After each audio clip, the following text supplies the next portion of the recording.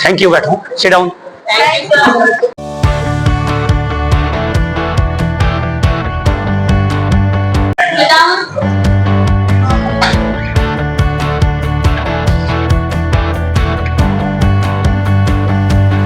Thank you sir. Welcome. Mister Sunil sir आज हमारे बीच उपस्थित हैं। Dear students, as you know that today in our college we are organized a guest lecture for English speaking by Mr. Sunil Kumar. एक बार जोरदार।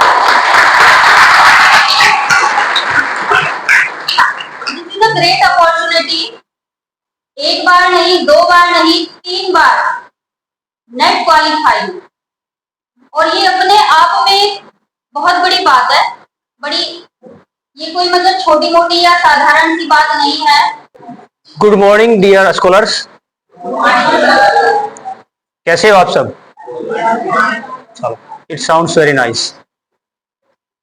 Eight first I pay thanks to principal sir and MD sir who called me for this lecture.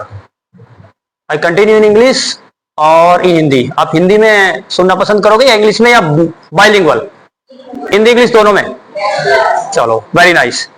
आज मुझे जो sir ने call की थी तो topic दिया था कि आपने बोलना है सर कि इंग्लिश की ओरिजिन कैसे हुई, इंग्लिश लैंग्वेज की, not only in India but also in the world. केवल भारत में नहीं, पूरी दुनिया में कैसे उत्पत्ति हुई थी, कैसे आई। 3000 साल पहले एक लिपि थी जिसका नाम था फिनिशियन स्क्रिप्ट। उसका नाम था फिनिशियन स्क्रिप्ट। पहले आपको बता दें कि इंग्लिश लैंग्वेज 1500 साल पुरानी है। कितने साल पुरानी है? हाँ, इंग्लिश इज 15 ईयर्स ओल्ड, 1500 साल पुरानी है। और हिंदी लगभग 1000 से 1200 वर्ष पुरानी है, याद रखना। संस्कृत लगभग 4000 वर्ष पुरानी है। और सबसे पुरानी भाषाओं में एक सुमेरियन भाषा आती है जो लगभग 6000 साल पुरानी है। ये फिनिशियन एक स्क्रिप्ट थी, फिनिशियन लिपि, फिनिशियन वर्ड याद रखना, जो फिनिशिया वर्ड से उत्पन्न हुई है। फिनिशिया, फिनिशिया का मतलब है प्राचीन सभ्यता, ये उससे उत्पन्न हुई है। और फिनिशियन लिपि के अंदर 22 लेटर थे। कितने लेटर थे? 22 लेटर्स थे, टोटल 22 अक्षर थे उसमें। उस फिनिशियन लैंग्वेज से 2 भाषाएं उत्पन्न हुई थी कुछ समय बाद, एक ग्रीक लैंग्वेज यानी ग्रीक स्क्रिप्ट और एक रोमन स्क्रिप्ट। ग्रीक जो लैंग्वेज थी उसमें 24 लेटर थे, 24 लेटर्स थे। और जो रोमन थी, रोमन के अंदर 23 लेटर्स थे, टोटल 23 लेटर थे रोमन लिपि के अंदर। आपको पता होगा कि अंग्रेजी कौन सी लिपि है? रोमन लिपि होती है। हिंदी कौन सी लिपि होती है? देवनागरी लिपि। और इंग्लिश कौन सी लिपि होती है? रोमन लिपि। तो फिनिशियन लिपि से रोमन लिपि बनी जिसके अंदर टोटल 23 लेटर्स थे। इंग्लिश को हम 3 कैटेगरी में रखते हैं। फर्स्ट है ओल्ड इंग्लिश, ये बात है इंग्लैंड की। 2 ट्राइब्स थी, जर्मन के अंदर 2 ट्राइब्स थी, एक एंग्लो सैक्सन और एक ज्यूट। ये दोनों के दोनों जर्मन से इंग्लैंड के अंदर आए और इन्होंने वहां पर इंग्लिश लैंग्वेज और अपनी जो जर्मन भाषा थी उसका मिक्स स्टार्ट कर दिया। और ये कब तक चला? 450 से लेके 1066 तक। आपको बता दें कि एंग्लो सैक्सन के नाम पर इंग्लैंड का नाम पड़ा है, एंग्लो सैक्सन। तो जो एंग्लो होता है, एंग्लो, एंग्लो के नाम से इंग्लैंड का नाम पड़ा था। एंग्लो सैक्सन के बाद एंग्लो नॉर्मन आया, ये 1066 में। 1066 के अंदर एंग्लो नॉर्मल ने एंग्लो सैक्सन को हरा दिया और वहां से भगा दिया और राज्य स्थापित कर दिया एंग्लो नॉर्मल का। लेकिन ये उसी दौरान का लिखा हुआ है, बियोवुल्फ, BEOWULF, बियोवुल्फ इसका नाम है। ये स्टार्टिंग का है, शुरुआत का इपिक है। ये 1066 में जो नॉर्मन आए, उन्होंने, वो आए थे फ्रांस से, एंग्लो सैक्सन आए थे जर्मन से और एंग्लो नॉर्मन आए थे ये फ्रांस से। नेक्स्ट पीरियड आता है सेकंड पीरियड मिडल इंग्लिश का, जो 1066 से लेकर 1500 तक चला, 1066 से 1500 तक। और उसके बाद में एक घटना हुई, एशिया और यूरोप के बीच में बिजेंटाइन एक राज्य था, राज्य, और उसकी राजधानी थी कॉन्स्टेंटिनोपल। आपने कभी नाम सुना होगा कॉन्स्टेंटिनोपल का। कॉन्स्टेंटिनोपल उसकी एक कैपिटल थी, उसके ऊपर आक्रमण कर दिया 30 मई 29 मई और 1453 में, 1453 में। उसके आसपास ही 1440 में एक जोहान्स गुटेनबर्ग नाम के थे, जर्मनी के, उसने प्रिंटिंग प्रेस का आविष्कार कर दिया था। तो ये तो हुआ था जर्मनी में। आप पढ़ोगे इंग्लैंड के अंदर सबसे पहले जो प्रिंटिंग प्रेस लाए थे वो थे विलियम कैक्सटन। इसका नाम फेमस है, आप सर्च करोगे तो पता लग जाएगा, विलियम कैक्सटन। विलियम कैक्सटन ने इंग्लैंड के अंदर सबसे पहले प्रिंटिंग प्रेस का एस्टेब्लिशमेंट किया था और इंग्लिश लैंग्वेज यहां से स्पीड पकड़ना स्टार्ट हो गई। ये बात है, जो इंग्लैंड में विलियम कैक्सटन लाए थे वो लाए थे 1476 में, 1476 में, 1476 में। इसके बाद में जो हमारी मॉडर्न इंग्लिश है ये स्टार्ट होती है एलिजाबेथन पीरियड से, जब रानी एलिजाबेथ इंग्लैंड के अंदर महारानी थी। ये टाइम है 1558 का, 1558 से लेकर 1603 तक। और 1476 में कैक्सटन प्रिंटिंग प्रेस लाए थे इंग्लैंड में। पूरे इसके 100 साल बाद, आफ्टर 100 ईयर्स, 1576 में सबसे पहला जो थिएटर था वो इंग्लैंड के अंदर खोला गया। 1576 में आया था थिएटर, 1577 में आया था द कर्टन, और 1599 में आया था द ग्लोब।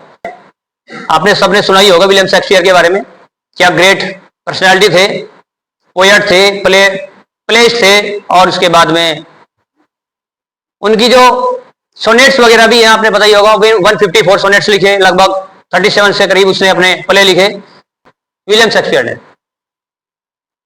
यह काल था रेनेसा पीरियड। रेनेसा पीरियड के अंदर ही एलिजाबेथन पीरियड आता है। उसके बाद में न्यू क्लासिकल पीरियड आया, जो ड्राइडन ने स्टार्ट किया था, न्यू क्लासिकल। उसके बाद में न्यू क्लासिकल के बाद में विक्टोरियन पीरियड आया, रोमांटिक पीरियड आया, आपने पढ़ाई होगा अपने लिटरेचर में। रोमांटिक पीरियड के बाद में मॉडर्न पीरियड आया। रोमांटिक पीरियड आपने सुना ही होगा, 1798 से लेकर 1837 तक रहा। 1837 से लेकर 1901 तक आपका ये विक्टोरियन पीरियड रहा, और विक्टोरियन पीरियड के बाद में आपका रहा ये मॉडर्न पीरियड रहा, 1901 से 1939 तक। अभी जो चल रहा है वो पोस्ट मॉडर्न पीरियड चल रहा है, 1939 से लेकर आज तक। आपने पता होगा ईस्ट इंडिया कंपनी यहां पे आई थी लगभग 1600 के आसपास में, तो वही पीरियड था एलिजाबेथन पीरियड। तो अब ये पोस्ट मॉडर्न पीरियड चल रहा है, तो इंग्लिश लगभग 1500 साल की। अब हम नेक्स्ट सेशन पे आते हैं, फोकस। आज का टॉपिक हम रखेंगे फोकस, मोटिवेशनल स्टोरी का फोकस। आपने अक्सर घर में सुना होगा, जो हमारे मम्मी पापा या दादाजी ऐसे बोलते रहते हैं जब हम पढ़ते हैं कि ध्यान से पढ़ ले। क्या बोलते हैं? ध्यान से पढ़ ले। क्या आपने कभी सोचा है कि पढ़ना और ध्यान से पढ़ने में कितना अंतर है? जो बोलते हैं कि ध्यान से पढ़ ले, there is too much difference. बहुत ज्यादा अंतर है पढ़ने और ध्यान से पढ़ने में। कितना अंतर है हम एक उदाहरण के तौर पे बताते हैं। अगर मई या जून का मंथ हो, मई या जून का महीना हो, जो आपके स्कूल का कॉलेज का जो ग्राउंड है, ग्राउंड के अंदर उस टाइम पे घास सूख जाती है और वहां पर पेपर पड़े हुए हैं, कॉपी के पेपर। सुबह ही सूरज निकल जाता है लगभग 5 बजे के आसपास, और शाम को लगभग 7 के आसपास सेट होता है, छिप जाता है। यानी इतने घंटे के अंदर वो कागज पड़ा रहता है और सूखी घास वहां पर होती है। लेकिन किसी कागज में आपने कभी मई या जून में आग लगते देखी है? धूप के अंदर बिना जलाए नहीं लगती ना, अपने आप तो नहीं लगती। लेकिन आपको पता होगा, यदि हम एक लेंस लेकर थोड़ी देर के लिए फोकसित कर दे, फोकस कर दे किसी पेज या घास पर, तो तुम्हें पता होगा 1 या 2 मिनट के अंदर उसमें आग लग जाएगी। That is called focus. इसे क्या कहते हैं? फोकस। क्योंकि वो रेज सारी एक जगह फोकस होती है। जब इतनी ताकत है फोकस के अंदर कि एक पेज या घास को फूंक देता है जो सूरज नहीं फूंक सकता, एक लेंस, तो इतनी ही ताकत है फोकस पढ़ाई करने में, ध्यान से पढ़ने में। अब देखो एक लेंस, कितना छोटा सा लेंस वो काम कर सकता है फोकस करके जो सूरज नहीं कर सकता। फोकस के ऊपर एक छोटी सी स्टोरी आपको सुनाता हूं। ये रियल घटना है। अच्छा, आप में से किसने पता है कि इंजीनियर्स डे कब मनाया जाता है इंडिया के अंदर? ये 15 सितंबर को मनाया जाता है इंजीनियर्स डे। अब बताते हैं क्यों मनाया जाता है जी। एक ट्रेन चली, ये नासिक से मैसूर के लिए, नासिक से मैसूर के लिए ट्रेन चली शाम के समय। सब बैठे हुए थे और जैसे आप सब लोग बैठते हैं, उसके अंदर ही एक सिंपल साधारण सा एक व्यक्ति बैठा हुआ था। रियल घटना है ये। जैसे विंडो की सीट होती है खिड़की के पास में, उसके पास बैठा हुआ, ट्रेन चालू थी। बाकी जो ट्रेन के अंदर हमारे और आप जैसे थे वो कोई बातें कर रहे थे, कुछ फोन में वीडियो देख रहे थे, कुछ खाना खा रहे थे, यानी सब इन एंजॉयमेंट थे, अपना एंजॉय कर रहे थे। तो कुछ समय के बाद वो व्यक्ति खड़ा हुआ और उसने ट्रेन की जो रोकने की जंजीर होती है वो खींच दी। जैसे ही ट्रेन रुकी, कोई स्टेशन नहीं था, अंधेरा था, जंगल था। सभी ने उधर उधर देखा, फिर चैन की तरफ देखा। जैसे ही ट्रेन रुकी, थोड़े समय बाद गार्ड्स वगैरह जो होते हैं रेल के अंदर, वो आया, पता लगाया कि ये चैन किसने खींची। चलो, जैसे ही गार्ड उसके पास गया, उसने पूछा कि भाई तुमने ये चैन क्यों खींची? उसने कहा जी कुछ दूरी पे आगे पटरी टूटी हुई है, ट्रेन की जो पटरी है वो टूटी हुई है। बैठा तो ट्रेन में है और बता रहा है यहां से आगे की। तो उसने कहा कि सर आई रिक्वेस्ट यू, मैं आपसे प्रार्थना करता हूं जरा आप एक बार चेक कर लीजिए। तो जैसे ही गार्ड गया तो गार्ड ने देखा तो रियल में कुछ दूरी पर पटरी टूटी हुई थी। ये रियल घटना है, कोई फिल्म की स्टोरी नहीं है। तो उसके पास गार्ड आए, गार्ड ने आकर उससे पूछा कि आपको कैसे पता था? हमें भी पता नहीं है कि पटरी टूटी हुई थी। तो उसने कहा कि जी मैं एक इंजीनियर हूं, और ये सब जो बाकी लोग बैठे हुए थे ये सब इंजॉय कर रहे थे, लेकिन यानी मेरा माइंड था कि जो रेल की पटरी और पहिया, इसकी जो साउंड होती है फ्रिक्शन की, उस पे था। और मैं बिल्कुल पूरा ध्यान अपना फोकस वही किए हुआ था। और उसके काफी देर से जो साउंड थी वो एक थी, लेकिन यहां आने के बाद मैंने देखा कि साउंड धीरे धीरे चेंज हो रही है। पटरी की साउंड चेंज होने लगी और वो तेज गति से बदल रही थी। और वो साउंड ऐसी थी जैसे कि पटरी टूटी हुई पे होती है। एग्जाम्पल के तौर पे एक कांच का गिलास लेते हैं, उस पे एक चम्मच को अगर मारते हैं तो अलग साउंड होगी, पर अगर एक कांच के गिलास में छोटी सी भी एक क्रैक हो, दरार हो, उस पे अगर हम चम्मच मारते हैं तो उसकी sound it is quite different, बिल्कुल अलग होगी। तो उसने कहा जी मुझे साउंड जब ऐसी आई कि जैसे टूटी हुई पटरी से होती है, तो मैंने तुरंत चैन खींच दी। उस कैंडिडेट का नाम था मोक्ष गुंडम विश्वरवैया, और उसी के नाम पे, उसी के बर्थडे पर इंजीनियर्स डे मनाया जाता है इंडिया के अंदर। उनका नाम था मोक्ष गुंडम विश्वरवैया। चेक करोगे तो गूगल पे, यहां से जाने के बाद पता लगेगा।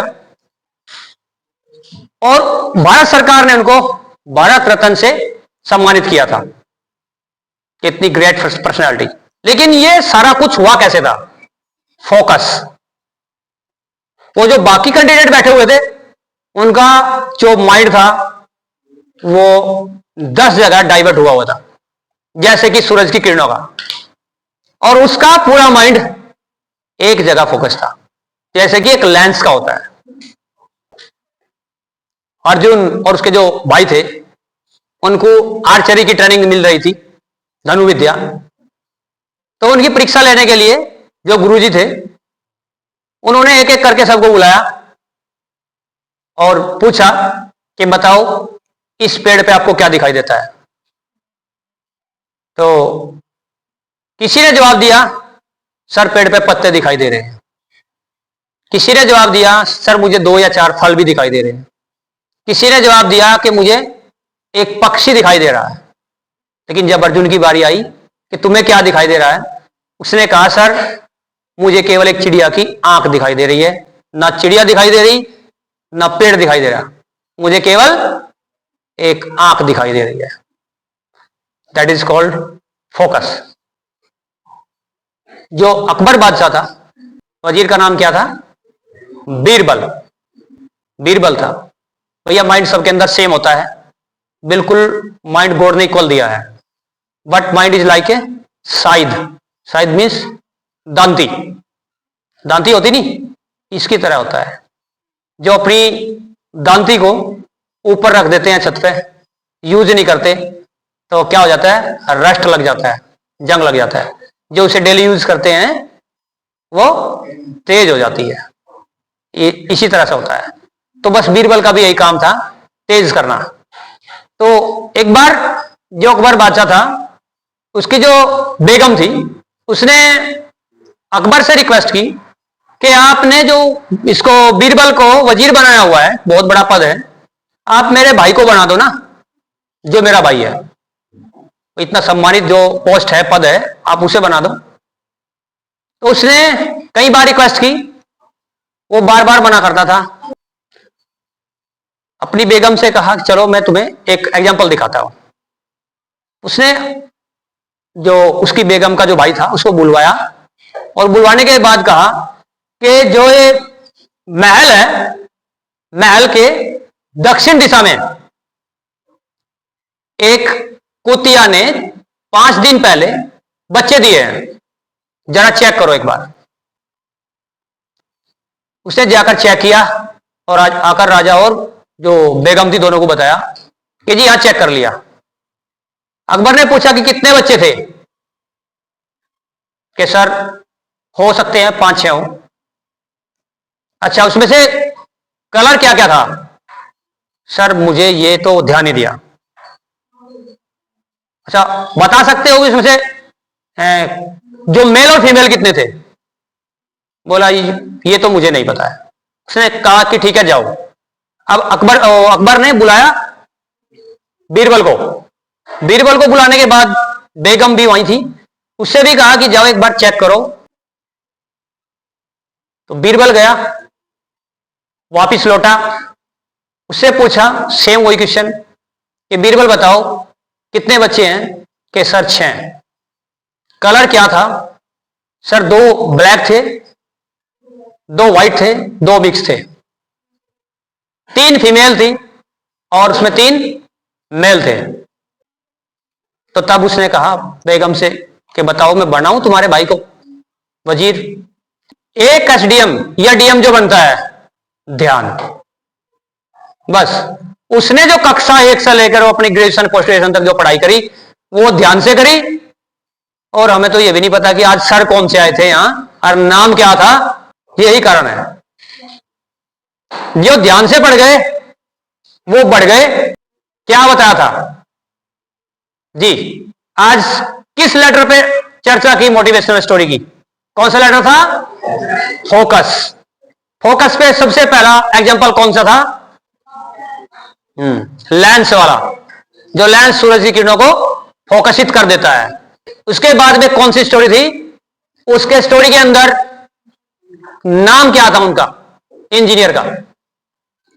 क्लास में जब बच्चा टॉपर बनता है केवल एक ही चीज होती है, फोकस। वो ध्यान से पढ़ता है। यही कारण है कि हमारे दादाजी या मम्मी पापा जी बोलते हैं कि ध्यान से पढ़ ले। यही कारण है कि बोलते हैं ध्यान से पढ़ ले। नहीं तो पता होता है कि 1 घंटा किताब लेके बैठे और ये भी पता नहीं कि चैप्टर कौन सा था जो मैंने पढ़ा आज। तो स्टोरी कौन सी थी वो?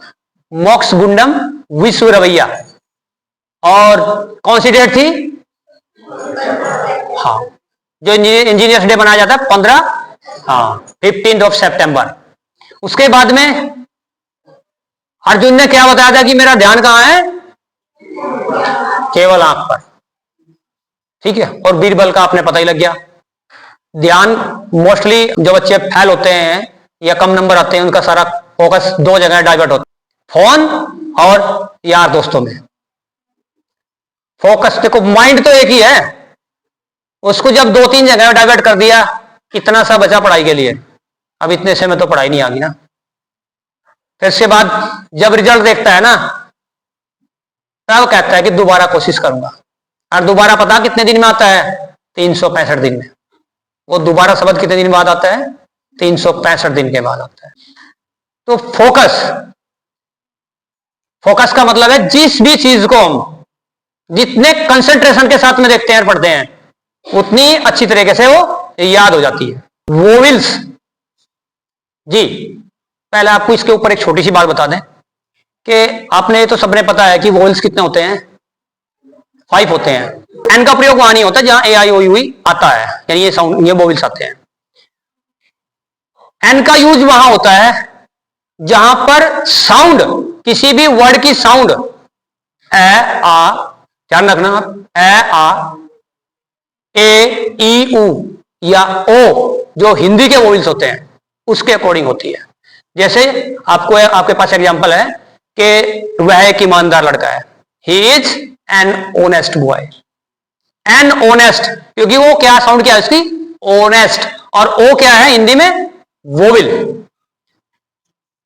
आप एक यूरोपियन हो, यू आर, यूरोपियन स्टार्ट ई से होता है, ई से, और आता क्या है इसमें? एन या ए?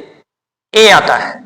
यू आर ए यूरोपियन, क्योंकि ई से तो स्टार्ट हुआ, लेकिन जो इसकी साउंड थी हिंदी में वो यू या थी, यूरोपियन। ऐसे ही I am late by an hour, R H O U R. इससे पहले भी एन का प्रयोग होता है। क्या होता है? क्योंकि वो आर है, आर, उसका प्रोनाउंसिएशन हिंदी में है, ऐसा लगता है। अच्छा, कोई स्टूडेंट बोलता है कि मैं एक एमए स्टूडेंट हूं, एमए, आई एम, ए आएगा एन आएगा? एन आएगा। He is an MA student, a नहीं आएगा। क्यों? क्योंकि जब एमए को लिखते हैं हम, एमए को एम, ए और एम से लिखते हैं, तो वो विल आता है हिंदी वाला ए और मैं, एम, ऐसी बनता है ना। तो इसलिए इसमें क्या लगाते हैं हम? एन लगाते हैं। बीए में नहीं लगाते। He is a BA student, he is an MA student. Articles 3 होते हैं, आपने पता आर्टिकल्स इंग्लिश के अंदर, ए, एन और द। क्या बोलते हैं इसे? द। जी, अगर आप सही से चेक करोगे तो ये दा नहीं होता, दा नहीं होता। क्या होता है? ये अकेले दी भी नहीं होता, ये होता है दी और द। जी, नोट करना सारी बातें। ये होता है दी और द, लेकिन हम अपनी सुविधा के लिए इसे दा बोलते हैं। जी, एक चैप्टर का नाम है दी आंट एंड द ग्रास ऊपर। दी आंट, इसका प्रोनाउंसिएशन आप डिक्शनरी में पढ़ोगे तो लिखा आएगा दी आंट एंड द ग्रास ऊपर। दी एलिफेंट, अगर वोविल्स है, वोविल्स से पहले THE को दी बोला जाता है, और कॉन्सोनेंट से पहले द बोला जाता है। सही प्रोनाउंसिएशन तो ये है इसका, the elephant, the cow, the boy, the ant. थोड़ा फर्क है ब्रिटिश और अमेरिकन में। क्या आपके पास एक पेन है? इसको अमेरिकन में कहने के लिए तरीका है do you have a pen, do you have a pen. ये अमेरिकन वे है। ब्रिटिश वे है have you got a pen, have you got a pen. Note कर लेना, चेक कर लेना। अमेरिकन में do you have a pen, और British में have you got a pen. और इंडियन में ब्रिटिश भी बोलते हैं, अमेरिकन भी बोलते हैं, और अपना भी बोलते हैं, have you a pen. British में have you got a pen, American में do you have a pen, और इंडियन में हैव यू ए पेन भी बोलते हैं और do you have a pen भी बोलते हैं। जो alpha, beta, gamma, lambda, omega पढ़े होंगे आपने, ये सब ग्रीक लैंग्वेज के वर्ड है। Alpha, beta, omega, gamma, lambda, ये सब किसके, पाई, पाई भी किसका वर्ड है, ग्रीक लैंग्वेज का वर्ड है। सर इंग्लिश सीखने के लिए सबसे सर इजी मतलब लेस टाइम में मतलब सीख जाए, बिल्कुल जल्दी सीख जाए, इसके लिए एक तरीका, एक छोटा सी स्टोरी के साथ बता दूं जी। सुकरात के पास एक कैंडिडेट गया, उसने पूछा, सुकरात यू नो ना, सोक्रेटिस जो सुकरात यूनान के अंदर थे, उसके पास एक कैंडिडेट गया, उसने कहा जी आप बड़े गुरु और टीचर माने जाते हो, मुझे सफलता का रहस्य बताइए, क्या है सफलता का राज, कैसे मैं सफलता, यानी मैं किसी काम में अगर सफल होना चाहता हूं तो कैसे हूं, उसका कोई राज बताइए जो मैं जल्दी कर सकूं। जब कई बार उसने पूछा तो सुकरात ने कहा चलते हैं समुद्र के किनारे, चलते हैं वहां बताऊंगा। समुद्र के किनारे ले गया और समुद्र के अंदर चलते गए। जब पानी यहां तक आ गया, आधी बॉडी तक, तो सुकरात ने उसका सर पकड़ा और पानी में डाल दिया 20-30 सेकंड के लिए या 1 मिनट के लिए। उसके बाद उसका जब मुंह निकाला तो पूछा कि तुम्हें पानी के अंदर सबसे ज्यादा जरूरत किस चीज की थी? बोला ऑक्सीजन की, सांस की। बोला जिस दिन तुम्हें अपने लक्ष्य की इतनी जरूरत हो जाएगी ना, उस दिन मान लेना तू सफल हो गया। डिजायर या विश इतनी ज्यादा हो जाएगी तो ऑटोमेटिकली हो जाएगा। अरुणिमा सिन्हा का नाम किसी बच्चे ने सुना है? उसने रिकॉर्ड बनाया है, हैंडीकैप, फर्स्ट हैंडीकैप जो माउंट एवरेस्ट पर चढ़ी थी, अरुणिमा सिन्हा। इसका मतलब है अगर स्टूडेंट के अंदर इच्छा है सीखने की तो जो टीचर सिखा रहा है वो तब सीखेगा। तो सबसे पहला काम क्या है? डिजायर होना, ये फर्स्ट स्टेप है। उसके बाद है कि जब इतनी डिजायर है उसके लिए डेडिकेशन करना, सैक्रिफाइस करना, यानी जो टाइम हम यार दोस्तों के अंदर और या मोबाइल के अंदर दे रहे वो डाइवर्ट करना। कोई भी चीज, जी आपको एक लाइन बताता हूं, याद रखना कि जीत टैलेंट नहीं दिलाता, प्रैक्टिस दिलाती है। जी, जहां टैलेंट हार जाता है वहां प्रैक्टिस चलती है। आधा किलोमीटर चलने के लिए खरगोश को 2 या 3 मिनट लगते हैं और वही दूरी तय करने के लिए कछुए को पूरा दिन लगता है। लेकिन स्टोरी में कहते हैं जीत किसकी होती है? कछुए की होती है, जिसे 1 दिन लगता है वो इतनी ही दूरी तय करने में। कारण क्या है? प्रैक्टिस। टैलेंट किसके पास था? खरगोश के। टैलेंट किसके पास था? खरगोश के। और प्रैक्टिस किसके पास थी? कछुए के। ठीक है जी। तो जीत कौन दिलाता है? टैलेंट नहीं, प्रैक्टिस दिलाती है। एक युवा लड़का था, प्रैक्टिस किसे कहते हैं आपको प्रैक्टिस की पावर बताते हैं जी। एक युवा लड़का था, उसके घर पर एक भैंस ने एक बच्चा दिया और हो सकता है वो 15 या 20 किलो का होगा। लड़के की उम्र कितनी थी? 25 साल। उस लड़के ने क्या किया? उस भैंस के बच्चे को उठाया, रोजाना 2 बार रोजाना उस भैंस के बच्चे को सीढ़ियों से ले जाते हुए छत पर ले जाता था। छोटा बच्चा था ना भैंस का, डेली ले जाता था सुबह और शाम, और ये काम डेली करता था। 6 महीने बाद क्या हुआ? जो भैंस का बच्चा था क्या एकदम बड़ा होता है? धीरे धीरे बड़ा होता है, पता ही नहीं लगता आज कितना वेट बढ़ा उसका। 6 महीने बाद वो भैंस का बच्चा बड़ा हो गया, लेकिन वो जो युवा था उसे फिर भी कोई दिक्कत नहीं आई। वो डेली, क्योंकि उसकी रूटीन क्या थी? 2 बार ले जाना, नीचे उतारना। साल 1 हो गया, वो बड़ा बच्चा वो बड़ा हो गया, अब भी कंटिन्यू वही उसकी रूटीन रही। वो डेली सुबह शाम ले जाता था, नीचे लाता था। अब 2 साल बाद वो पूरा भैंस होगी, वो बच्चा था भैंस। अब भैंस तो होगी लेकिन एकदम तो वजन नहीं बढ़ता ना। अब उसकी रूटीन अब भी हुई थी, भैंस भाई भैंस, डेली इसको उठाकर सुबह शाम ले जाना। क्या आप ये कहोगे जी नहीं ऐसा हो नहीं सकता? प्रैक्टिस थी ना, practice max a man perfect. Practice इंसान को परफेक्ट बना देती है। तो अब बताइए आप, इंग्लिश सीखना आसान काम है या भैंस को छत पर पहुंचाना? इंग्लिश सीखना आसान काम है। कैसे होगा वो? प्रैक्टिस से। इंग्लिश सीखने के लिए पहला फॉर्मूला क्या था? डिजायर। क्या था? डिजायर। जी, इच्छा है क्या? डिजायर। और दूसरा स्टेप था प्रैक्टिस, प्रैक्टिस, प्रैक्टिस और practice. Thank you, thanks you.